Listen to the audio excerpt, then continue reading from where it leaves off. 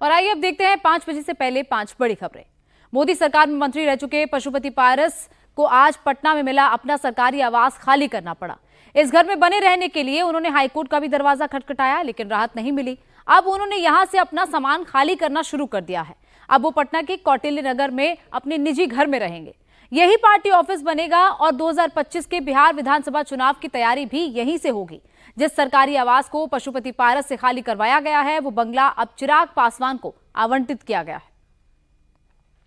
प्रयागराज में यूपी लोक सेवा आयोग के खिलाफ स्टूडेंट्स का आंदोलन जारी है। यूपी पीएससी और ARO की परीक्षा देने की तैयारी कर रहे छात्र धरना खत्म करने को तैयार नहीं है।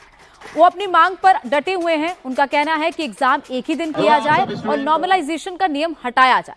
छात्रों के प्रोटेस्ट पर यूपी में जमकर सियासत चल रही है। अखिलेश ने ट्वीट कर कहा कि पूरे देश में एक साथ चुनाव करवाने का दावा करने वाले एक राज्य में एक साथ परीक्षा नहीं करवा रहे। वहीं मायावती ने भी छात्रों के समर्थन में ट्वीट किया और एग्जाम एक ही शिफ्ट में कराने की मांग की है।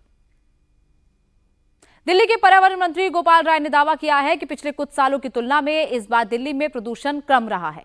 गोपाल राय ने कहा कि पिछले कुछ वक्त से दिल्ली में हवा की गुणवत्ता बहुत खराब श्रेणी में बनी हुई है, लेकिन एयर क्वालिटी इंडेक्स अभी तक गंभीर श्रेणी में नहीं पहुंचा है।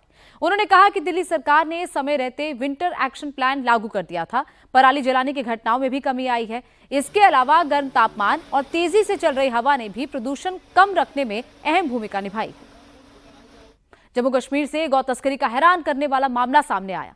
यहां ऑयल टैंकर में गायों की तस्करी हो रही थी, यानी जिस टैंकर से पेट्रोल और डीजल की सप्लाई होती है उसमें गौवंशों को छिपाकर ले जाया जा रहा था। पुलिस को टैंकर पर शक हुआ तो इसे रोकने का इशारा किया गया। जब टैंकर का ड्राइवर गाड़ी रोककर फरार हुआ तो पुलिस का शक पुख्ता हो गया। टैंकर का दरवाजा पूरी तरह बंद था, इसीलिए उसे खोलने के लिए पुलिस ने जेसीबी को बुलाया। जेसीबी की मदद से जब दरवाजा खोला गया तो उसके अंदर 14 गौवंशों को ठूस कर भरा गया था। उत्तर प्रदेश के कासगंज में एक दर्दनाक हादसा हुआ। यहां मिट्टी ढहने से 4 लोगों की मौत हो गई। कासगंज के मोहनपुरा गांव में मिट्टी की खुदाई चल रही थी। आज देवोत्थान एकादशी के मौके पर कुछ महिलाएं पूजा के लिए मिट्टी लेने वहां गई थी। तभी मिट्टी का बड़ा टीला ढह गया, जिससे महिलाएं और बच्चे इसमें दब गए। हादसे की सूचना मिलते ही पुलिस और प्रशासन की टीम मौके पर पहुंची और रेस्क्यू अभियान चलाया गया। जेसीबी की मदद से मिट्टी हटाकर दबे लोगों को बाहर निकाला गया। मुख्यमंत्री योगी आदित्यनाथ ने इस हादसे पर शोक जताया।